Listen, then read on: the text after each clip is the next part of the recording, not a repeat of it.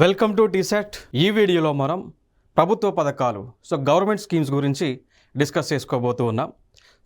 ప్రతి స్కీమ్ నుంచి కూడా అంటే ఇక్కడ ఏ ఎగ్జామ్ జరిగినా కానీ, ఏ కాంపిటేటివ్ ఎగ్జామ్ జరిగినా కానీ, అది సెంట్రల్ కావచ్చు, స్టేట్ కావచ్చు, స్కీమ్స్ నుంచి ఖచ్చితంగా ఒకటి లేదా అంతకంటే ఎక్కువ క్వశ్చన్స్ అయితే ఖచ్చితంగా వస్తూ ఉన్నాయి.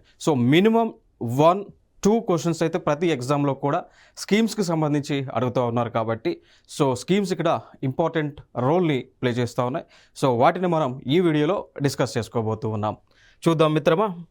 ఇక్కడ వ్యవసాయానికి సంబంధించి ప్రభుత్వాలు అనేక కార్యక్రమాలను అమలు చేస్తూ ఉన్నారు. అనేక స్కీమ్స్లను అమలు చేస్తూ ఉన్నారు. దానికి సంబంధించి కూడా ఇప్పుడు ఇటీవల ఒక స్కీమ్ చూసుకున్నట్లయితే డిజిటల్ అగ్రికల్చర్ మిషన్ అనేటువంటి దాన్ని లాంచ్ చేయడం జరిగింది ప్రభుత్వం, కేంద్ర ప్రభుత్వం. కేంద్రంలో ఉన్నటువంటి వ్యవసాయ శాఖ మంత్రిత్వ శాఖ ఏదైతే ఉందో వారు డిజిటల్ అగ్రికల్చర్ మిషన్ని ప్రారంభించారు. మరి దీని యొక్క ముఖ్య ఉద్దేశం ఏంటి అంటే ఇక డిజిటల్ టెక్నాలజీ ఏదైతే ఉందో దీనిని వ్యవసాయంలో ఉపయోగించడం, వ్యవసాయంలో ఉపయోగించి ఉత్పత్తిని గణనీయంగా పెంచేటువంటి కార్యక్రమం. దానికి సంబంధించి మరి బడ్జెట్ని కేటాయించింది ప్రభుత్వము 2,817 కోట్ల రూపాయలను కేటాయించడం జరిగింది. దీనిలో మనం చూసుకున్నట్లయితే మరి ఈ డిజిటల్ అగ్రికల్చర్ మిషన్లో 2 ఫౌండేషనల్ పిల్లర్స్ ఉంటాయి. ఒకటి అగ్రి స్టాక్ సంబంధించింది, 2 కృషి డెసిషన్ సపోర్ట్ సిస్టము అండి. ఓకేనా. ఇక్కడ మనం చూసుకున్నట్లయితే మరి అగ్రి స్టాక్ ఫౌండేషన్ పిల్లర్గా ఏదైతే మనం చెప్తా ఉన్నామో ఇక్కడ ఏం చేస్తారంటే భారతదేశంలో ఉన్నటువంటి వ్యవసాయ ఉత్పత్తుల స్టాక్ ఎక్కడెక్కడ ఉంది, ఎక్కడెక్కడ ఎటువంటి ప్రైజెస్ అనేటువంటివి ఉన్నాయి అనేటువంటి అంశాలన్నీ కూడా రైతులకు తెలియజేస్తూ ఉంటారు. కంప్లీట్ డేటాబేస్, కంప్లీట్ వెబ్సైట్ ఉపయోగించుకొని ఇక్కడ కంప్లీట్ డేటా అంతా కూడా ఎప్పటికప్పుడు అప్డేట్ చేస్తూ ఉంటారు, ఇన్స్టెంట్గా అప్డేట్ చేస్తూ ఉంటారు. తద్వారా ఇక్కడ ఏమవుతుంది అంటే ఏ ప్లేస్లో స్టాక్స్ ఏ విధంగా ఉంది, ఎక్కడ బఫర్ స్టాక్స్ ఉన్నాయి, ఎక్కడ అగ్రికల్చర్ ప్రొడక్టివిటీ అనేటువంటిది రిక్వైర్మెంట్ ఉంది అనేటువంటి అంశం తెలుసుకుంటారు. తద్వారా ఇక్కడ గూడ్స్ మూవ్మెంట్ అనేటువంటిది పాసిబిలిటీ ఉంటుంది. తర్వాత ఇంకొకటి కృషి డెసిషన్ సపోర్ట్ సిస్టము అండి. ఇప్పుడు ఫర్ ఎగ్జాంపుల్ వ్యవసాయ ఉత్పత్తులు ఒక్కొక్క ప్లేస్లో నీడెడ్ ఉంటాయి. దాని ప్రకారము ఇక్కడ గూడ్స్ మూవ్మెంట్ అనేటువంటిది చేస్తూ ఉంటారు. ఇదొక అంశం. The mission has provision for soil profile, digital crop estimation, digital yield modelling etcetera అండి. దీనిలో ఏం చేస్తారంటే డిజిటల్ అగ్రికల్చర్ మిషన్లోనే ఇంకొక కాన్సెప్ట్స్ ఏంటి అంటే ఆ నేల యొక్క సాయిల్ ప్రొఫైల్ ఏ విధంగా ఉంది, ఆ సాయిల్ యొక్క ప్రొఫైల్, ఆ సాయిల్లో నైట్రోజన్ ఎంత పర్సెంటేజ్లో ఉంది, ఆ సాయిల్లో ఏం చేస్తారు అండి నైట్రోజన్ అనేటువంటిది ఎంత ఉంది, ఫాస్ఫరస్ అనేటువంటిది ఎంత ఉంది, పొటాష్ అనేటువంటిది ఎంత ఉంది, మిగిలినటువంటి మైక్రో న్యూట్రియంట్స్ అనేటువంటివి జింక్ ఎంత ఉంది, మ్యాంగనీస్ ఎంత ఉంది అనేటువంటి ఇన్ఫర్మేషన్ అంతా కూడా తెలుసుకోవటం జరుగుతుంది. తెలుసుకొని దీన్ని ఆన్లైన్ చేస్తారు. దాని తర్వాత అనాలిసిస్ చేసి ఆ సాయిల్లో ఎటువంటి ఎరువులను యూస్ చేయాల్సి ఉంటుంది, ఎటువంటి పెస్టిసైడ్స్ని యూస్ చేయాల్సి ఉంటుందని సజెస్ట్ చేస్తారు రైతులకు. తద్వారా ఏం జరుగుతుంది అంటే అగ్రికల్చర్ ప్రొడక్టివిటీ అనేటువంటిది పెరుగుతుంది. దాని తర్వాత డిజిటల్ క్రాప్ ఎస్టిమేషన్ వేస్తారండి. శాటిలైట్స్ ఏవైతే ఉన్నాయో శాటిలైట్స్ ద్వారా ఉపగ్రహాల ద్వారా ఈ పంట పొలాలకు సంబంధించినటువంటి ఇన్ఫర్మేషన్ని సేకరించి దాన్ని అనాలిసిస్ చేస్తారు. ఏ ప్రాంతంలో ఎటువంటి పంటలను పండిస్తూ ఉన్నారు, ఆ పంట యొక్క దిగుబడి ఏ విధంగా ఉండబోతా ఉంది అని ఎస్టిమేషన్ చేస్తారు. చేసిన తర్వాత దానికి తగ్గట్టుగా గోడౌన్స్ని ఏర్పాటు చేసుకోవటము, కోల్డ్ స్టోరేజ్ని ఏర్పాటు చేసుకోవటము, ఇవన్నీ కూడా ప్రభుత్వము చేస్తూ ఉంటుంది. దాని తర్వాత దాంతోపాటు కొనుగోలు కేంద్రాలను కూడా ఏర్పాటు చేస్తారు ముందుగానే రైతులకు నష్టం లేకుండా. దాని తర్వాత డిజిటల్ ఈల్డ్ మోడలింగ్, లైక్ ఆ ప్రొడక్టివిటీ లెవెల్, ఉత్పాదన అనేటువంటిది ఎంత మేర ఉండబోతా ఉంది అనేటువంటివి తెలుసుకుంటారు అండి. ఇంకొక స్కీమ్ లాంచ్ చేశారు, అదే crop science for food and nutritional security అండి. ఓకేనా. Crop science for food and nutritional security అనేటువంటి ఒక స్కీమ్ని లాంచ్ చేయడం జరిగింది కేంద్ర ప్రభుత్వము. మరి దీంట్లో ఏం చేస్తారు అంటే will prepare farmers for climate resilience and provide for food security by 2047 అండి. ఓకేనా. ఈ crop science for food and nutritional security ద్వారా ఏం చేయబోతా ఉన్నారు అంటే రీసెర్చ్ చేయబోతా ఉన్నారు. ఎటువంటి పంటలు పండించాలి, ఆ పంటల ద్వారా వచ్చేటువంటి న్యూట్రిషనల్ వాల్యూస్ ఏమని అనేటువంటి అంశాలన్నీ కూడా తెలియజేయడం జరుగుతుంది. దీనికోసం ఆ ఫండ్ కేటాయించింది 3,979 కోట్ల రూపాయలను కేటాయించడం జరిగింది. దీనిలో మనం చూసుకున్నట్లయితే పిల్లర్స్ ఉన్నాయి. ఈ స్కీమ్లో మనం చూసుకున్నట్లయితే pillars like research and education అండి. సో ఇక్కడ వ్యవసాయానికి సంబంధించినటువంటి పరిశోధన చేస్తారు. దాని తర్వాత ఎడ్యుకేషన్ లైక్ ఐకార్ యూనివర్సిటీస్ ఏవైతే ఉన్నాయో, so Indian council for agriculture research అనేటువంటి యూనివర్సిటీస్ ఏవైతే ఉన్నాయో, తద్వారా ఈ యొక్క రీసెర్చ్ నుంచి వచ్చినటువంటి అవుట్పుట్స్ని ఎడ్యుకేషన్లోకి ఇంపార్ట్ అనేటువంటిది చేస్తూ ఉంటారు. దాని తర్వాత plant genetic resources management. So ఈ యొక్క మొక్కలలో ఉన్నటువంటి జెనెటిక్ మెటీరియల్ని అనాలిసిస్ చేసి దాన్ని డీకోడ్ చేస్తూ ఉంటారు. ఇక దాని తర్వాత మనం చూసుకున్నట్లయితే genetic improvement for food and fodder crop అండి. ఓకేనా. సో లైక్ మనం చూస్తూ ఉంటాం కొన్ని ప్రోడక్ట్స్కి ఆ జీన్స్ వాటి బై డిఫాల్ట్ ఉన్నటువంటి జీన్స్ ఏవైతే ఉన్నాయో దాన్ని ఆల్టర్ చేసి కొత్త ప్రోడక్ట్స్ని ఉత్పత్తి చేస్తూ ఉంటారు. ఇప్పుడు ఫర్ ఎగ్జాంపుల్గా మనం చూసుకున్నట్లయితే స్వీట్ కార్న్ అనేటువంటిది మార్కెట్లో మనం చూస్తూ ఉన్నాం. గతంలో స్వీట్ కార్న్ అనేటువంటిది మార్కెట్లో లేదు, సో పండించేవాళ్ళు కాదు. సో ఇక్కడ రీసెర్చ్ చేసి ఇక్కడ సైంటిస్టులు ఏం చేశారు అంటే కార్న్లో ఉన్నటువంటి రెగ్యులర్ జీన్ ఏదైతే ఉందో దాన్ని ఆల్టర్ చేసి దాన్ని స్వీట్ కార్న్గా మార్చడం జరిగింది. సో ఆ ప్రొడక్టివిటీ అనేటువంటిది చేస్తూ ఉన్నారు. అదొక అంశం. Next pulse and oil seed crop improvement అండి. సో ఇదే స్కీమ్ ద్వారా ఏం చేయబోతా ఉన్నారు అంటే ఇప్పుడు పల్సెస్ పప్పు ధాన్యాలు ఏవైతే ఉన్నాయో, దాంతోపాటు ఆయిల్ సీడ్స్ అంటాం, నూనె గింజలు ఏవైతే ఉన్నాయో వాటి యొక్క ప్రొడక్టివిటీని పెంచేటువంటి కార్యక్రమాన్ని చేయబోతా ఉన్నారు. దాని తర్వాత ఇంప్రూవ్మెంట్ ఆఫ్ కమర్షియల్ క్రాప్స్ అండి. ఏవైతే మనకి కమర్షియల్ పాయింట్ ఆఫ్ వ్యూలో యూస్ చేసే క్రాప్స్ ఏవైతే ఉంటాయో, ఫర్ ఎగ్జాంపుల్గా తీసుకుంటే షుగర్ కేన్ కానీ షుగర్ ఉత్పాదన కోసం, jute fibre like gunny bags తయారు చేయడానికి, అట్లా కమర్షియల్ క్రాప్స్ని కూడా పెంచేటువంటి కార్యక్రమాలు ఈ యొక్క crop science for food and nutritional security ద్వారా చేస్తూ ఉన్నారు.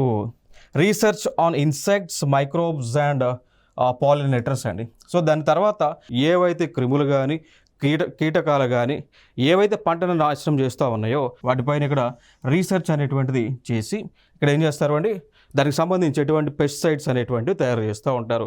సో ఇదంతా కూడా ఏ స్కీమ్కి సంబంధించింది, crop science for food and nutritional సెక్యూరిటీకి సంబంధించిన అంశాలు.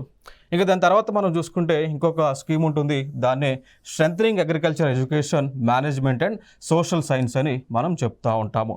సో ఇక్కడ దీనికి సంబంధించినటువంటి బడ్జెట్ ఎంత కేటాయించారు అంటే 2291 కోట్ల రూపాయలను కేటాయించడం జరిగింది అండి.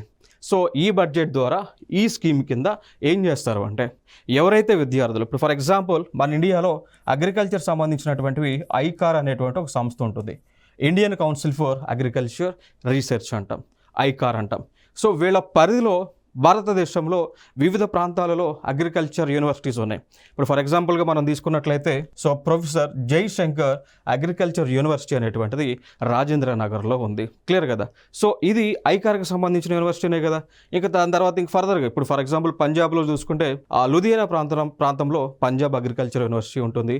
ఆంధ్రప్రదేశ్లో మనం చూసుకున్నట్లయితే like NG Ranga agriculture university ఇవన్నీ ఉంటాయి.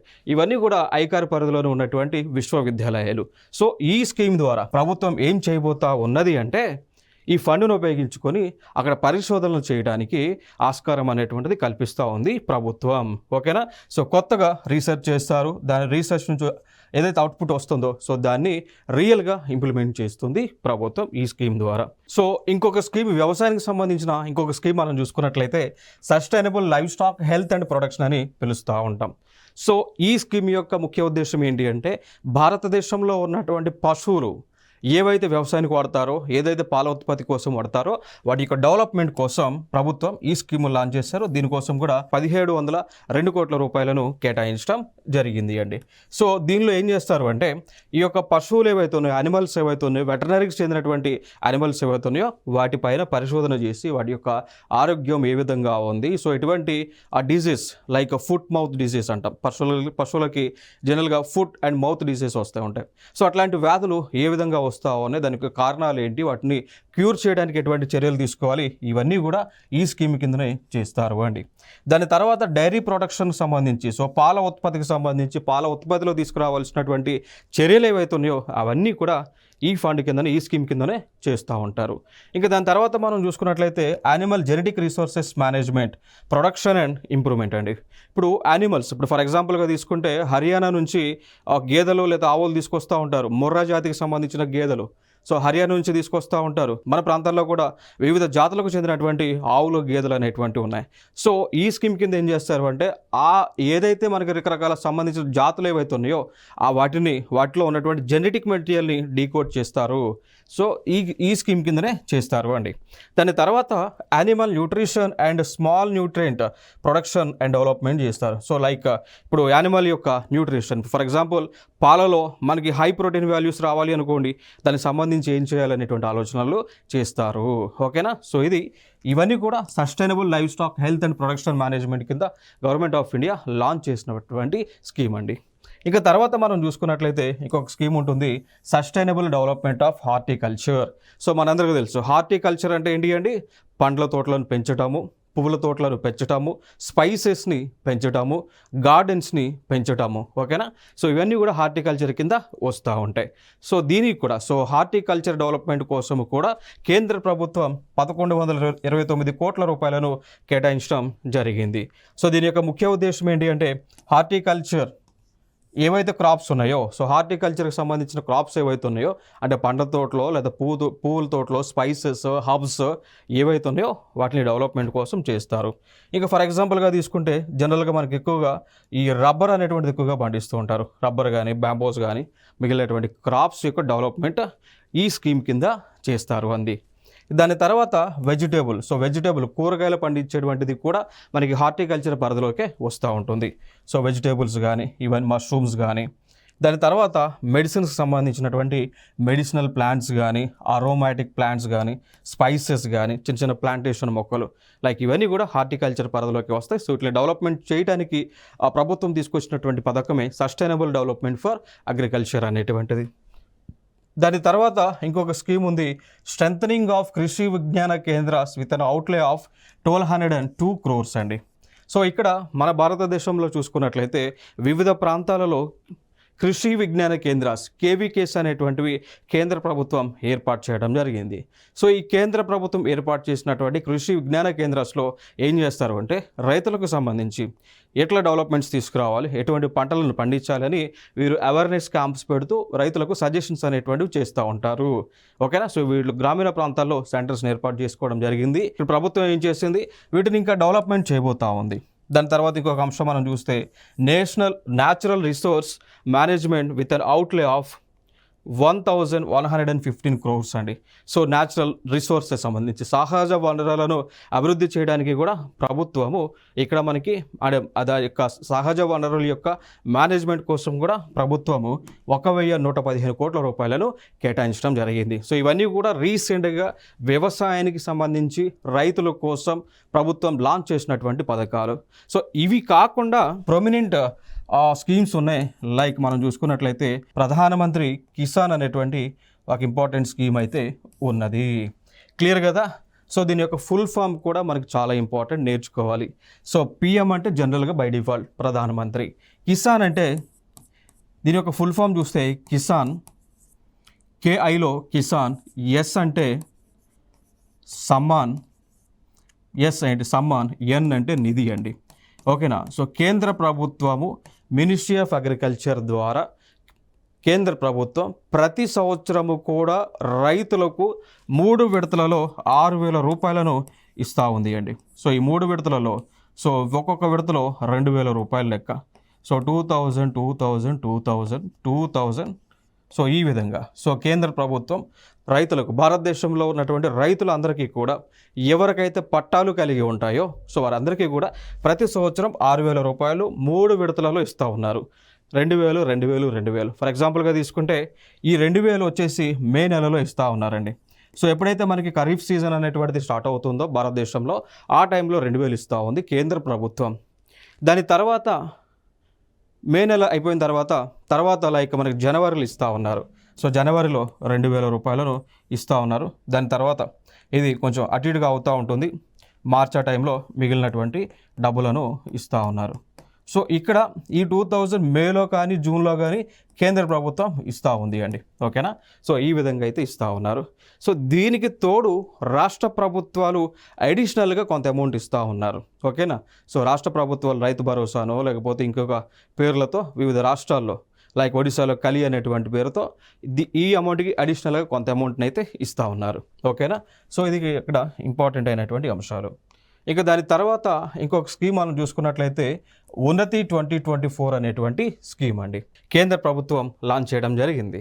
సో ఈ స్కీమ్ యొక్క ముఖ్య ఉద్దేశంలోకి వెళ్లే ముందు స్కీమ్ యొక్క ఫుల్ ఫామ్ చూస్తే మనకి ఆ స్కీమ్ యొక్క ముఖ్య ఉద్దేశం అర్థమవుతుంది. చూడండి ఇక్కడ. So Uttar Purva transformative industrialization scheme. So Uttar Purva, so it related to north east, ఈశాన్య రాష్ట్రాలకు సంబంధించినటువంటి ఇండస్ట్రియలైజేషన్ స్కీమ్ అండి. ఓకేనా. సో ఇది కేంద్ర ప్రభుత్వం లాంచ్ చేయడం జరిగింది.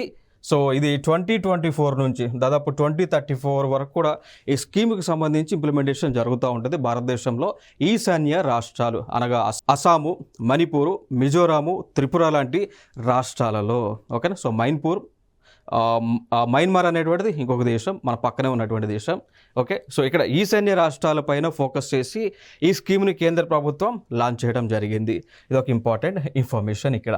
So for the development of industries and generation of employment అండి. సో ఆటోమేటిక్గా ఇండస్ట్రీస్ పెట్టారు అనుకోండి, ఏమవుతుంది, ఎంప్లాయ్మెంట్ జరుగుతుంది కదా. సో అది ముఖ్య ఉద్దేశం ఇక్కడ. సో ఈ స్కీమ్ అనేటువంటిది లైక్ మనకి 31/3/2034 వరకు కూడా ఇంప్లిమెంటేషన్లో ఉంటుంది. ఇప్పుడు ఇక్కడ ఏమన్నారు, పైన ఏమన్నారు, 10 years వరకు కదా. 2024లో లాంచ్ చేశారు కాబట్టి 2034 వరకు కూడా ఈ స్కీమ్ అనేటువంటిది ఇంప్లిమెంటేషన్లో ఉంటుంది. మరి దీనికి కాను బడ్జెట్ మనం చూసుకున్నట్లయితే, సో దీనికి కాను బడ్జెట్ని 10,037 కోట్ల రూపాయలను శాంక్షన్ చేయడం జరిగింది కేంద్ర ప్రభుత్వము అండి. సో దీని ద్వారా ఏం చేస్తారు అంటే, ఇక్కడ ఈశాన్య రాష్ట్రాలలో వివిధ ప్లేసెస్లో ఇండస్ట్రీస్ని ఏర్పాటు చేస్తారు. సో ఆ ఇండస్ట్రీస్ అనేటువంటివి ఏర్పాటు చేయడానికి కావాల్సినటువంటి సాంకేతిక టెక్నాలజీ అంతా కూడా ప్రభుత్వం అందిస్తుంది. స్కిల్ని కూడా సెంటర్స్ ద్వారా ప్రభుత్వం ఏర్పాటు చేసినటువంటి డిస్ట్రిక్ట్ స్కిల్ సెంటర్స్ ద్వారా ఇక్కడ ఎవరైతే ఎంప్లాయ్మెంట్ కోసం ఉంటారో వారికి ఇస్తూ ఉంటారు అండి. ఓకేనా. సో ఇది మెయిన్ ఎజెండా. సో కంప్లీట్గా ఈ స్కీమ్ యొక్క ముఖ్య ఉద్దేశం ఏంటి అంటే, ఉన్నతి అనేటువంటి స్కీమ్ యొక్క ముఖ్య ఉద్దేశం ఏంటి అంటే, ఈశాన్య రాష్ట్రాలు ఏవైతే ఉన్నాయో ఆ రాష్ట్రాలలో డెవలప్మెంట్ అనేటువంటిది తీసుకురావడం. దేని ద్వారా? ఇండస్ట్రీస్ ద్వారా. సో ఇండస్ట్రీస్ ఏర్పాటు చేస్తే ఆటోమేటిక్గా ఎంప్లాయ్మెంట్ ఉంటుంది కాబట్టి ఆటోమేటిక్గా ఇట్స్ రిలేటెడ్ టు డెవలప్మెంట్ కాబట్టి. ఓకే. సో ఇదొక ఇన్ఫర్మేషన్ ఇక్కడ. నెక్స్ట్ ఫర్దర్గా చూసుకున్నట్లయితే ఇక్కడ కొన్ని రిబేట్స్ అనేటువంటివి కేంద్ర ప్రభుత్వం ఇస్తూ ఉన్నారు. లైక్ ఇట్ ఈస్ జిఎస్టీ అని, జిఎస్టీకి నాట్ అప్లికబుల్ అని చెప్పేసి ఇక్కడ కొన్ని క్లాసిఫికేషన్ అయితే ఇచ్చారు. But these are not much important as of now. Okay. So దాని తర్వాత మనం చూసుకుంటే ఇంకొక స్కీమ్ అండి, కీర్తి అనేటువంటి ప్రోగ్రామ్. సో దీని ఫుల్ ఫామ్ చూస్తే మనకు అర్థమవుతుంది. సో కీర్తి అంటే Khelo India rising talent identification అంటాం ప్రోగ్రామ్ 2024. ఈ స్కీమ్ యొక్క ముఖ్య ఉద్దేశం ఏంటి అంటే, భారతదేశంలో ఉన్నటువంటి క్రీడాకారులు ఎవరైతే స్పోర్ట్స్ పైన ఇంట్రెస్ట్ ఉంటుందో వారికి ఫెసిలిటీస్ని ఇవ్వటము, ఆ క్రీడాకారులని ఐడెంటిఫై చేయటము, వారికి కావాల్సిన స్కిల్ని డెవలప్ చేయటం, వారి యొక్క క్రీడలలో నైపుణ్యాన్ని పెంపొందించడము, వారికి ఫెసిలిటీస్ని ప్రొవైడ్ చేయడం, తద్వారా దాని తర్వాత వారిని నేషనల్ ఈవెంట్స్కో ఇంటర్నేషనల్ ఈవెంట్స్కో భారతదేశం తరపున పంపించేటువంటి స్కీమే ఖేలో ఇండియా అనేటువంటి స్కీమ్ అండి. క్లియర్ కదా. సో మనందరం చూస్తూ ఉన్నాం, ప్రపంచంలోనే అతిపెద్ద జనాభా కలిగినటువంటి దేశము, 142 కోట్ల పాపులేషన్ కలిగినటువంటి దేశము, ఇటీవల జరిగినటువంటి ప్యారిస్ ఒలింపిక్స్లో మనకు వచ్చిన మెడల్స్ సంఖ్య చూస్తే కేవలం 29 మెడల్స్ అండి. అర్థమైందా? సో ఈ మెడల్స్ జాబితాలో యూఎస్ఏ, చైనా లాంటి దేశాలు టాప్ ప్లేస్లో ఒక్కొక్కరు 200 మెడల్స్ దాకా తెచ్చుకున్నటువంటి సందర్భాలు ఉన్నాయి. బట్ ఇంత పాపులేషన్ ఉన్నటువంటి దేశంలో కేవలం 29 మెడల్స్ మాత్రమే రావడం జరిగింది. సో అందుకోసమే కేంద్ర ప్రభుత్వం ఈ పథకాన్ని లాంచ్ చేయడం జరిగింది. So that's the scheme name is Kirti programme. It is nothing but it is a Khelo India to develop, to bring, to identify the players. So ఇక్కడ మనం చూసుకున్నట్లయితే మరి ఇప్పుడు స్కూల్స్లో మనం చూసుకుంటే 9 నుంచి 18 years మధ్య ఉన్నటువంటి పిల్లలు ఎవరైతే ఉంటారో, సో స్కూల్స్లో ఎవరైతే 9 నుంచి 18 సంవత్సరాల వయసు మధ్య ఉన్నటువంటి పిల్లలు ఎవరైతే ఉంటారో వారు కనుక మంచి క్రీడాకారులు, సో వారు మంచిగా ఈ స్కూల్ గేమ్స్లో ఆడుతూ ఉంటే వాళ్ళని పికప్ చేసి వాళ్ళని డిస్ట్రిక్ట్ జోన్స్కో నేషనల్స్కో పంపించేటువంటి కార్యక్రమాన్ని ప్రభుత్వం చేస్తూ ఉంటుంది. నెక్స్ట్ అంశంగా మరి స్కీమ్ని ఇంప్లిమెంట్ చేసేటువంటి మంత్రిత్వ శాఖ మనం చూసుకున్నట్లయితే ministry of youth affairs and sports వారు ఈ యొక్క స్కీమ్ని ఇంప్లిమెంట్ చేస్తూ ఉన్నారు అండి. ఇది ఒక ఇంపార్టెంట్ అంశం ఇక్కడ. నెక్స్ట్ చూద్దాం ఇక్కడ. The nation wide scheme will have 2 main objectives అండి. సో ఫైనల్గా ఈ స్కీమ్ యొక్క ముఖ్య ఉద్దేశం ఏంటి అంటే భారతదేశంలో కన్యాకుమారి నుంచి కాశ్మీర్ వరకు, గుజరాత్ నుంచి అరుణాచల్ ప్రదేశ్ వరకు ఉన్నటువంటి ఈ ప్రాంతాల్లో ఎవరైతే ప్రతిభావంతులు, ఎవరైతే క్రీడలు ఆడేటువంటి వారు ఉంటారో సో వారిని ఫైండ్ అవుట్ చేయటము చేసి వారికి ట్రైనింగ్ అనేటువంటి ఇచ్చేది. ఇంకొక అంశం ఇదే స్కీమ్ కింద ఇంకొక ఆబ్జెక్టివ్ ఏంటి అంటే ఇప్పుడు జనరల్గా ఇప్పుడు ఉన్నటువంటి పిల్లలు ఏం చేస్తూ ఉన్నారంటే ప్రతి క్షణం కూడా మొబైల్ తీసుకొని వాటిలో వీడియో గేమ్స్ ఆడుతూ ఉన్నారు. ఎలక్ట్రానిక్ గ్యాడ్జెట్స్ తీసుకొని వారి యొక్క టైం అంతా కూడా, విలువైనటువంటి టైం అంతా కూడా వాటికి అంకితం చేస్తూ ఉన్నారు. తద్వారా ఏం జరుగుతుంది అంటే వారికి బాడీకి ఎటువంటి శ్రమ ఉండటం లేదు, ఎక్సర్సైజ్ లేదు, లేనందువల్ల ఫిట్నెస్ అనేటువంటిది ఉండటం లేదు. తద్వారా ఆ ఫిట్నెస్ అనేటువంటిది లేకపోవడం ద్వారా వారు ఏం చేస్తారు, వారి యొక్క మైండ్ డెవలప్మెంట్ అనేటువంటిది, మెచ్యూరిటీ లెవెల్స్ అనేటువంటివి చాలా తక్కువగా ఉంటున్నాయి. క్రమేపీ వారు ఏమవుతున్నారంటే లైక్ డిప్రెషన్కి గురవుతూ ఉన్నారు, స్ట్రెస్కి గురవుతూ ఉన్నారు. కొందరు లోన్లీనెస్ ఫీలింగ్ ఉండటం వల్ల డ్రగ్స్కో వీటికో అలవాటు అవుతున్నారు. సో అట్లా అవి జరగకుండా లాంచ్ చేసినటువంటి ప్రోగ్రామే ఈ ఖేలో ఇండియా అనేటువంటి ప్రోగ్రామ్ అండి. నెక్స్ట్ అంశం ఇంకొక స్కీమ్. సో ప్రధానమంత్రి అనుసూచిత్ జాతి అభ్యుదయ యోజన, వెరీ ఇంపార్టెంట్ స్కీమ్ ఇది. రీసెంట్గా జరిగినటువంటి టీజీపీఎస్సీ ఎగ్జామ్స్లో అడిగారు అండి. ఓకేనా, ఏమని అడిగారంటే ప్రధానమంత్రి అనుసూచిత్ జాతి అభ్యుదయ యోజన అనేటువంటి పథకము దేనికి సంబంధించింది అని చెప్పేసి అడిగారు. క్రింద ఇచ్చినటువంటి ఆప్షన్స్లో వివిధ ఆప్షన్స్ ఇచ్చారు అండి. సో ఫైనల్గా దాంట్లో ఆప్షన్స్లో చూస్తే షెడ్యూల్ కాస్ట్ అని, సో ఎస్సీ కమ్యూనిటీస్ని డెవలప్ చేయడానికి లాంచ్ చేసినటువంటి పథకం ఇది. సో టీజీపీఎస్సీ ఇటీవల నిర్వహించినటువంటి ప్రిలిమ్స్ ఎగ్జామ్లో దీనిపైన క్వశ్చన్ రావడం జరిగింది. అందుకోసం ఇది వెరీ ఇంపార్టెంట్ స్కీమ్. ఓకేనా, సో చూద్దాం ఇక్కడ. ఈ స్కీమ్ యొక్క ముఖ్య ఉద్దేశం ఏంటి అంటే ఇండియాలో ఉన్నటువంటి షెడ్యూల్ కాస్ట్ కమ్యూనిటీస్ ఎవరైతే ఉన్నారో వారిని డెవలప్ చేయడానికి. సో ఇక్కడ మరి స్కీమ్ అనేటువంటిది ఏదైతే లాంచ్ చేస్తున్నారో సో దీనిలో కొన్ని స్కీమ్స్ని మెర్జ్ చేశారు. ఇప్పుడు ఫర్ ఎగ్జాంపుల్గా తీసుకుంటే ప్రధానమంత్రి ఆదర్శ గ్రామ యోజన అనేటువంటి స్కీమ్ ఉంటుంది. దానిని special central assistance to schedule caste sub plan అని ఆ స్కీమ్ని, ఇంకొక స్కీమ్ బాబు జగజ్జీవన్ రామ్ ఛత్రవాస్ యోజన అనేటువంటి స్కీమ్ ఉంటుంది, కేంద్ర ప్రభుత్వం లాంచ్ చేసింది. సో ఈ 3 స్కీమ్స్ని కలిపేసి ఒకే స్కీమ్గా పెట్టారు, ప్రధానమంత్రి అనుసూచిత్ జాతి అభ్యుదయ యోజన అనేటువంటి పేరుతో అండి. ఓకేనా, సో అంతకుముందు ఎస్సీ ఎస్టీ సబ్ ప్లాన్ కింద లోన్స్ ఇస్తూ ఉండేవాళ్ళ, సో ఆ స్కీమ్ని కూడా ఇక్కడ మెర్జ్ చేశారు దీంట్లో. ఓకేనా, సో ఈ స్కీమ్ని అమలు చేస్తున్నటువంటి మంత్రిత్వ శాఖ ministry of social justice and empowerment. Okay, so వారే స్కీమ్ని అమలు చేస్తూ ఉన్నారు.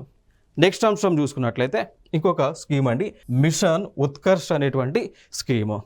ఇది దేనికి సంబంధించింది అంటే ఎనీమియాకి వ్యతిరేకంగా లాంచ్ చేసినటువంటి స్కీమ్ అండి. ఓకేనా, సో ఎనీమియాకి వ్యతిరేకంగా లాంచ్ చేసినటువంటి స్కీమే అండి. ఇప్పుడు జనరల్గా ఇక్కడ ఏమవుతుంది అంటే ఎవరైతే ఇప్పుడు ఆడపిల్లలు ఉంటారో సో అంటే లైక్ పబర్టీ ఏజ్, అంటే లైక్ మెన్స్ట్రువల్ సైకిల్ స్టార్ట్ అయిన టైంలో we know that it is a biological phenomena, every month they get some bleeding. Okay, so ప్రతి నెల కూడా బ్లీడింగ్ అవుతూ ఉంటుంది. దాని ద్వారా ఆడపిల్లలకు బ్లడ్ అనేటువంటిది లాస్ అవుతూ ఉంటుంది ప్రతి నెల కూడా. సో ఎప్పుడైతే బాడీలో బ్లడ్ అనేటువంటిది లాస్ అవుతుందో ఆ బాడీలో ఐరన్ డెఫిషియన్సీ వస్తూ ఉంటుందండి. అర్థమైందా? సో ఐరన్ డెఫిషియన్సీ అనేటువంటిది వస్తూ ఉంటుంది. సో ఈ ఐరన్ అనేటువంటిది డెఫిషియన్సీ రావడం ద్వారా ఆడపిల్లలు అంటే లైక్ ఏజ్ 13 ఆ ఏజ్లో ఉన్నటువంటి వారందరూ కూడా బాగా వీక్ అవుతూ ఉన్నారు. సో వారికి ఐరన్ డెఫిషియన్సీ ఎప్పుడైతే అవుతూ ఉందో ఎనీమియా అనేటువంటి ఒక వ్యాధి వస్తూ ఉంది, ఎనీమియా అనేటువంటి ఒక డిజీజ్ వస్తూ ఉంది. సో ఇది కామన్గా వచ్చేటటువంటి డిజీజే, అది it's not a horrible disease. Okay, so blood loss అవ్వడం ద్వారా, బ్లడ్లో ఉన్న ఐరన్ కంటెంట్ పోవడం ద్వారా ఎనీమియా అనేటువంటి వ్యాధి వస్తూ ఉంది. ఓకేనా, వీక్ అవుతూ ఉన్నారు.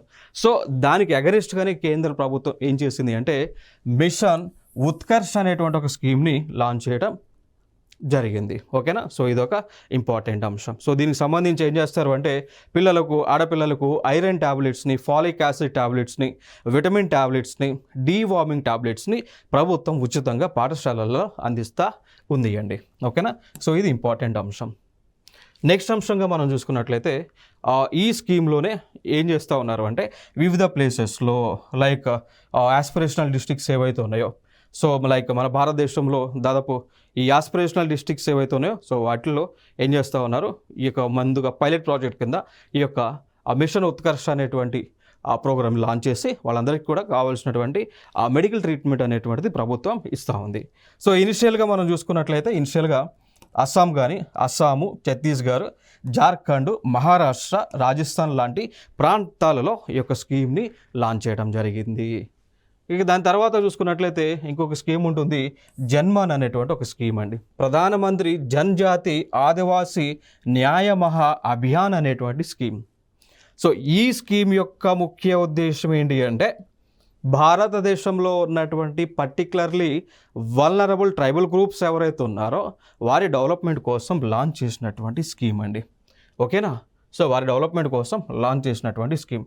సో మనందరికీ తెలుసు ఈ పర్టికులర్లీ వల్నరబుల్ ట్రైబల్ గ్రూప్స్ అంటే ఇక్కడ షెడ్యూల్ కాస్ట్లోనే లైక్ ఇంకా బ్యాక్వర్డ్ ఉన్నటువంటి వారు. సో వారి డెవలప్మెంట్ కోసం ప్రత్యేకంగా ప్రభుత్వము జన్మన్ అనేటువంటి ఒక పథకాన్ని లాంచ్ చేయడం జరిగింది. సో ఈ స్కీమ్ ద్వారా దాదాపు 28 లక్షల మంది బెనిఫిట్ అవబోతూ ఉన్నారు. సో ఇల్లు లేనటువంటి వారికి ఇల్లు ఇస్తారు.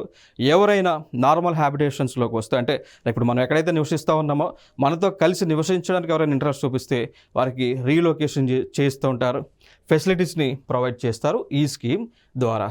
దాంతోపాటు వారికి ఎడ్యుకేషన్ చూడవచ్చు, మనం హెల్త్ కేర్ కానీ, ఎడ్యుకేషన్ కానీ, కనెక్టివిటీ కానీ, ఇన్ఫ్రాస్ట్రక్చర్ కానీ, హౌస్లు కట్టించడం కానీ ఈ కార్యక్రమాలన్నీ కూడా స్కీమ్ కింద చేస్తారు. ఇంప్లిమెంట్ చేసేటువంటి మినిస్ట్రీ ఆఫ్ ట్రైబల్ అఫైర్స్ అండి.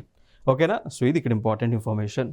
ఇంకా దాని తర్వాత చూసుకున్నట్లయితే ఇంకొక స్కీమ్ ఉంటుంది, రాష్ట్రీయ ఉద్యమిత వికాస్ పరియోజన అండి. మరి ఈ స్కీమ్ యొక్క ఉద్దేశం ఏంటి అంటే ఇక్కడ ట్రైనింగ్ ఇస్తారండి. సో ఆ ట్రైనింగ్ ఏంటి అంటే స్కిల్ ట్రైనింగ్ ఇస్తారు. సో దాదాపు 22 వారాల పాటు వారికి స్కిల్ ట్రైనింగ్ అనేటువంటి దాన్ని ఇస్తారు. సో ఇక్కడ మన భారతదేశంలో ఒక మిషన్ ఉంది, దాన్నే అంటాము స్కిల్ ఇండియా మిషన్ అని.